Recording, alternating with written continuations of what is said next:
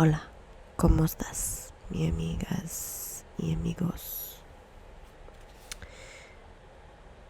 Hello everyone, this is the Northwoods Fairy, and today I wanted to read a book called Shift Your Thinking. This is backwards for you. It is by Dean Del Sesto. I'm assuming it's Hispanic, I'm not sure. I speak a little bit of Spanish. Yo hablo poquito, pero yo entiendo más, which means I speak a little, but I understand more than I speak.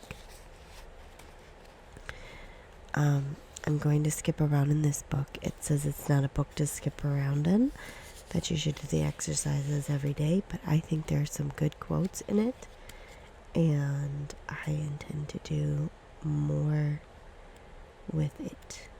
I also want to make another video, and I also want to make a Spanish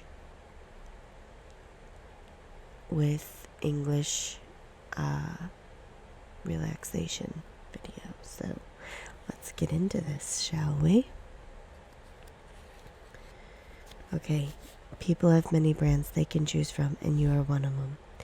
If you were a brand, would you buy yourself or keep shopping? You may not give it much thought, but you are a brand to everyone who knows you. Your personal brand is always speaking, and like all brands, it is subject to constant scrutiny and potential breakdown. Compromising your integrity, way of being, and of course your track record in day-to-day life, the way your personal brand resonates with others, will profoundly impact your relationships, career opportunities, and life momentum. At the same time, your brand can stop you in your tracks if you're not clear about what you stand for and how you will make yourself relevant and beneficial to those around you. Keeping commitments, showing up on time, excellence in work ethic, response times, how you handle the details, and the overall value you create for others are a few of the ways your brand is measured.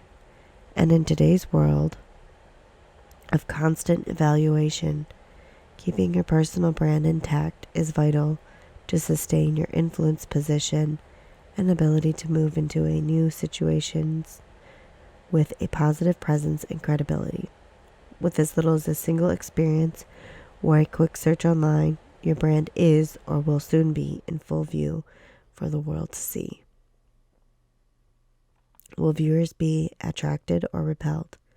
Will they buy in or move on? It all depends on your personal brand. It all depends on the brand of you they experience online or off. Maintaining your personal brand, standards, and reputation does require work. And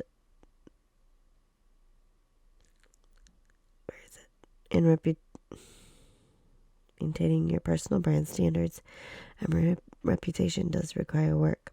But the alternative is sometimes a tainted personal brand that is beyond repair. An occasional close look in the mirror plus honest feedback from others will help you uncover ways to make your brand more compelling for all concerned. Make sure your brand aligns with who you are committed to being today. So ask yourself, how is my brand affecting others personally, professionally, and socially? Are there traits or behaviors I need to build into or remove from my personal brand to have better results in life? ASAP isn't commitment, it's confusion. Ever made a request for something to be done only to hear, I'll get it done ASAP, or I'll get back to you ASAP? Typically, we leave these conversations with nothing but uncertainty and confusion about what is real and when things will happen. Truth be told, ASAP is a phrase that doesn't come from anyone who is serious about getting things done. It is a strategy for postponement of work, poor performance, or breaking commitments, and is a chief cause of breakdowns in teams who count on each other to get things completed in a timely manner. ASAP is the vernacular for the semi-committed. It's for those who seem more comfortable living with unspecified promises than they are about giving the gift of clear communication. The phrase ASAP has no specifics or timelines attached to it and shows a lack of concern for others, commitments, and responsibilities. It's a form of ambiguity that in the end will require more work than being clear in the first place. Much more work and anxiety and relational conflicts and how much more effective could we be if every commitment and conversation were specific? People appreciate it when we tell them what's real. They are able to stay accountable, share details of the commitment with others, and track progress along the way. Case in point, if you were in need of a critical medicine for a deadly infection, would you rather hear, "I'll get it ASAP," or "You'll have it by today, 2 p.m.? The remedy for life productivity and stress reduction rests largely on what we can count on, and counting on ASAP just isn't possible.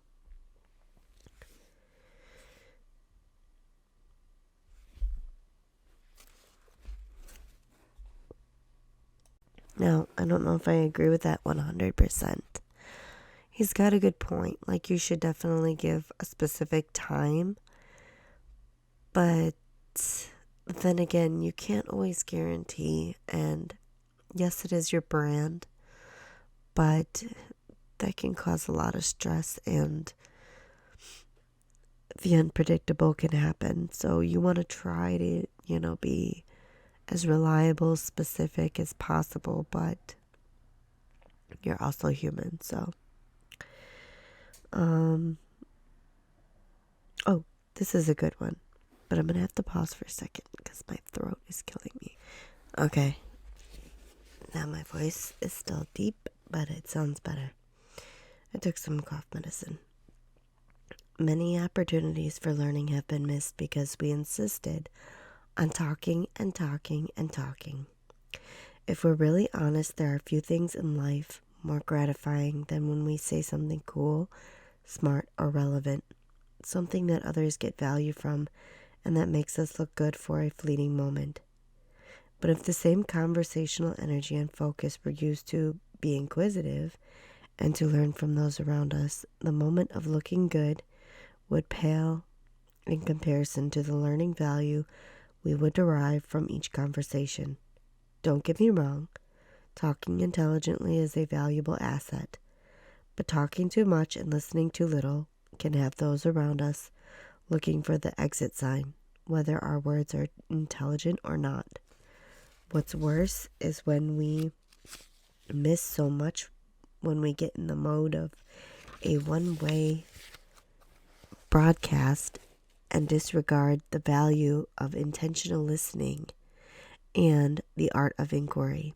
Admittedly, there are times when I'm talking that I get caught up in trying to convince others and myself that I am smart. In fact, during some conversation, I usually keep talking until I'm semi-sure what I said is deemed as intelligent.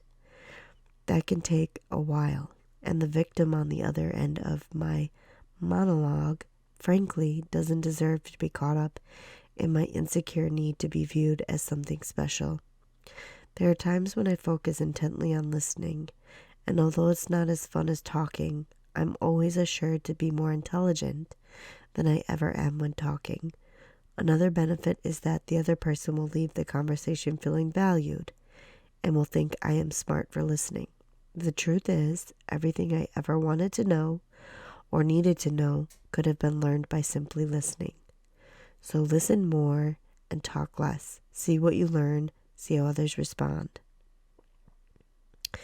When and where do I feel the need to do more talking and listening? How effective am I at drawing out what is fascinating about people? And another point to this that is really important, I think, to mention is that basically when you're listening to someone else talk, especially someone who is important to you, or is maybe your boss or significant other, family member, a good friend. You want to listen to what they're saying. You don't want to be thinking of your answer necessarily while you're talking to them. You want to actually hear what they're saying, listen to what they're saying, and not be thinking, oh, what am I going to say, the whole time, instead of actually listening. Because that actually will make you understand people better, and also it can make you seem more concerned. It can resolve issues better. It's like putting your ego down and just being, just listening, actually hearing what the person has to say, not thinking of what you're going to say next. So, here's another one. When you begin to think less about what people think of you, that's when you'll be able to really think. Does your worry over what others think of you hinder your ability to think clearly and peacefully? If we measured how much of our thought life is caught up in what others think of us, we'd come up with a percentage. There's always a level of effort we put into climbing on the stage of life and performing to gain the approval of others. It's a small amount. Other times it consumes us and causes unnecessary relational strain. It's human nature to want to be valued, but when others' approval becomes a source of anxiety, insecurity, and self-focus, taking away precious mental energy, it's time to rethink the value of that attention.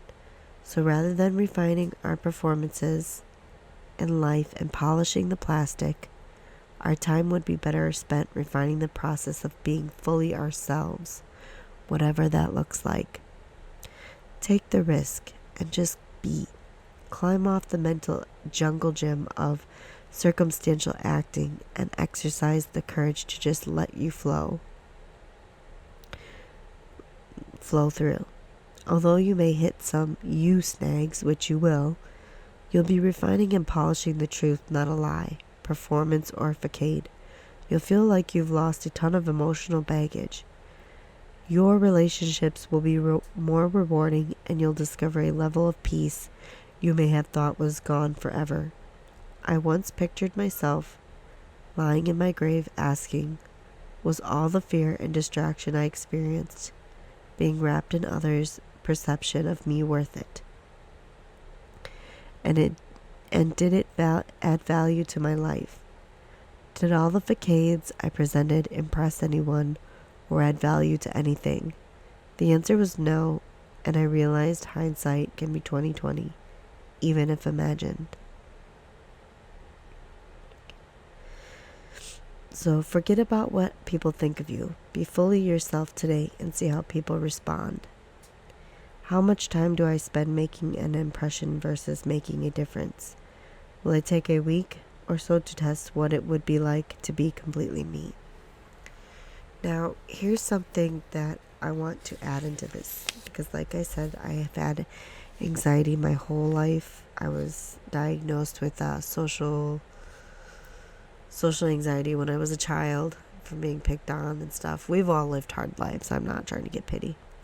But what I am trying to say is I learned and I functioned very well with my anxiety. I mean, it was paralyzing anxiety.